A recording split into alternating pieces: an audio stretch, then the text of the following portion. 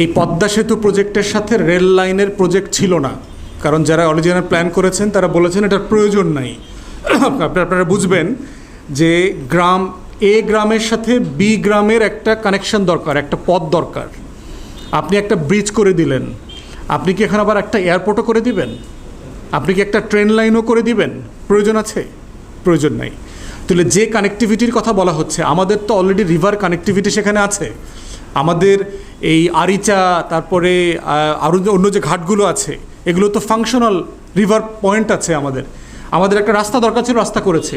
তাহলে আবার কেন 40,000-45,000 কোটি টাকা দিয়ে রেল লাইন করতে হইল? সম্প্রতি ঘটে যাওয়া রেল করিডোর চুক্তির পরে আপনাদের এটা বুঝতে বাকি থাকার কথা না। আমাদের এটা প্রয়োজন ছিল না। সকল অর্থনীতিবিদরা বলেছেন এই মুহূর্তে আমাদের রেল লাইন করবার কোনো প্রয়োজন ছিল না, কারণ আমাদের এখান থেকে পশ্চিম এবং দক্ষিণ সীমান্তে দূরত্ব অলরেডি 3 থেকে 5 ঘন্টার মধ্যে চলে আসছে। তাহলে আপনি রেল লাইন করছেন কেন?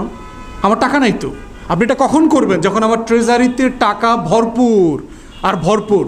ভিক্ষা করে ফকিন্নিরা একটা রাস্তা করছে ঋণ করে, আপনি আবার আরেকটা ট্রান্সপোর্ট প্ল্যান করতেছেন। তাহলে এই যে এইটা, তাহলে দামটা কেন বাড়ছে? এই টাকাটা কেন বাড়ছে লুটপাটের কারণে। আমলারা, প্রজেক্ট ডাইরেক্টর, হাবি জাবি যারা আছে, দেশি বিদেশি চক্রান্ত যেটা আছে, লুটেরা যে মাফিয়া তন্ত্র আছে, বাংলাদেশে বসে, আমেরিকাতে বসে, ইউরোপে বসে বাংলাদেশে কমিশন খায়, এরা সবাই মিলে টাকা খাইছে এখান থেকে। এইভাবে ঋণের টাকাটা জমছে। ঋণের টাকা জমতে জমতে এমন অবস্থা হয়েছে যে আপনি এখন আর সাস্টেইনেবল কোনো পজিশনে নাই ঋণ করা ছাড়া। তাই চীন সফরে কেন গেছে বাংলাদেশ? এই রবার্ট ক্লাইভরা চাচ্ছে এখন আরও $5 থেকে $7 বিলিয়ন বাজেটের সাপোর্ট অ্যাসিস্ট্যান্স চাচ্ছে।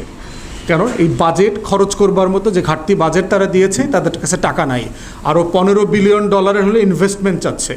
কিন্তু চায়না এই ব্যাপারে অনেক রিলাক্টেন্ট, কারণ তারা বুঝতে পারছে যে সে একসাথে ভারতের দালালি করবে, আমার ইনভেস্টমেন্ট প্রজেক্টগুলো ভারতের বক্তব্যের কারণে সে সাসপেন্ড করতে দেবে না, আবার সে আমার কাছ থেকে টাকা নিয়ে সেটা করবে, এটা তো হইতে পারে না। তো এই কারণে চায়না আগের অনেক প্রকল্প, 23-24 বিলিয়ন যে প্রকল্পগুলো চলমান ছিল, তার অনেকগুলো প্রকল্প সাসপেন্ড করে দিয়েছে, ফান্ডিং করছে না। তো বাংলাদেশের সাথে তাদের যে আলোচনাগুলো চলছে, এখানে তারা বাজেটারি সাপোর্ট যেটা দিয়েছে, এটা তারা তো ঋণ দিচ্ছে। যে কোনো দেশকে তো ঋণদাতা দেশের তো লাভ, সে সুদ পাবে, ইনফ্লেশন অ্যাডজাস্ট হবে, মূল টাকা ফেরত আসবে। যেভাবে IMF $1.2 বিলিয়ন দিল গত সপ্তাহে।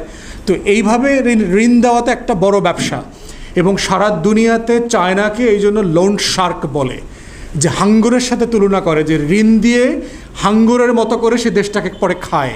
পৃথিবীর বহু দেশকে যারা ঋণ শোধ করতে পারে নাই, সেই দেশের সম্পত্তি, দেশ, শহর সে খেয়ে ফেলছে।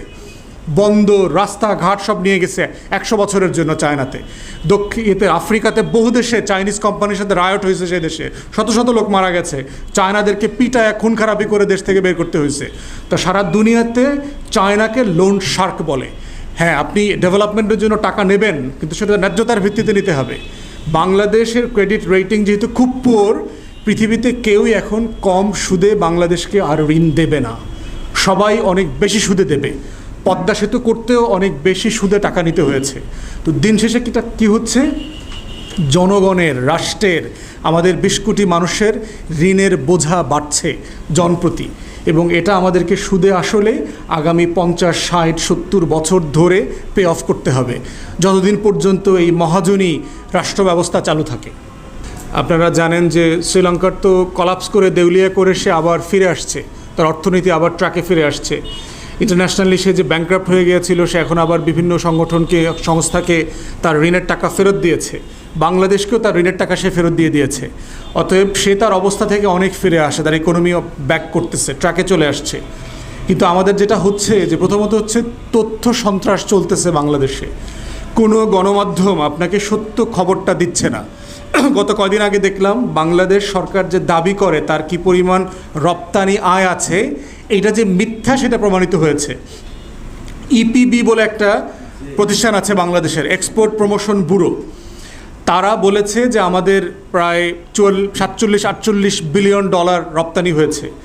কিন্তু NBR এবং বাংলাদেশ ব্যাংক এটা কারেকশন করে এই বছরের 10 মাসে, গত ফাইন্যান্সিয়াল ইয়ারের 10 মাসে 13-14 বিলিয়ন কমিয়ে দিয়েছে, যে আমাদের 47 বিলিয়ন আয় হয় নাই, আমাদের আয় হয়েছে 33 বিলিয়ন। এর আগের বছরেও আবার $9 বিলিয়ন সরকার বেশি দেখাইছিল।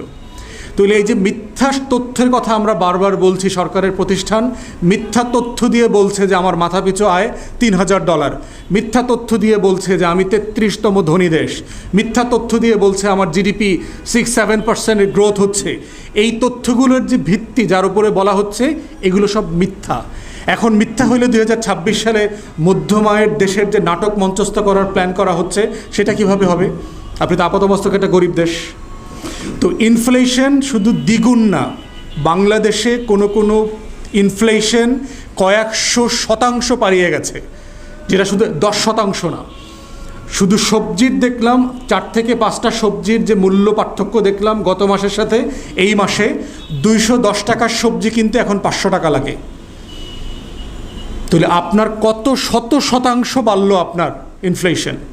তো বাংলাদেশের মানুষকে বুঝতে হবে যে আপনি অভিযোগ করাটা সোফাসে বসায় টেলিভিশন দেখে আর মার্কেটে বাজার করতে গিয়ে যে ভাই চলতে পারতেছি না, খাইতে পারতেছি না, এটা এনাফ না। আপনাদেরকে রাস্তায় নেমে প্রতিবাদ করতে হবে। যদি না করেন আপনার লড়াইটা কেউ করে দেবে না। আপনি ঘরে বসে দুর্ভিক্ষের জীবনযাপন করবেন এবং সেটা করছেন। দেশের মানুষ, দেশের বিশাল অংশের জনগোষ্ঠী দুর্ভিক্ষের মধ্যে আছে, আমরা বারবার এটা বলেছি। তাই ইনফ্লেশনের রিয়েল ফিগার ন্যূনতম 30 থেকে 40% হবে বাংলাদেশে, যেটা কোনো পণ্যের ব্যাপারে কয়েকশো শতাংশ। আপনি শুধু গত বছর ডিমের দাম মুরগির দামের সাথে এই বছর ডিম আর মুরগি হিসাব করেন, দেখবেন কয়েকশো শতাংশ। কাঁচামরিচের দাম দেখলাম 500 থেকে 600% হয়ে গেছে কয়েক মাসের মধ্যে। এইটা হচ্ছে আওয়ামী লীগের বাংলাদেশ। সে কি চাচ্ছে? জনগণ যেন না জানে, ঘরে বসে কান্নাকাটি করবে দুর্ভিক্ষের জন্য, মানে চিৎকার চেঁচামেচি করবে না, রাজপথে আসবে না, প্রতিবাদ করবে না। আওয়ামী লীগের ভয় হচ্ছে যেন জনগণ প্রতিবাদ করতে না নামে, এটাই। আওয়ামী লীগের আর কোনো ভয় নাই, সে জনগণকে এই দেশের 2 পয়সার দাম দেয় না।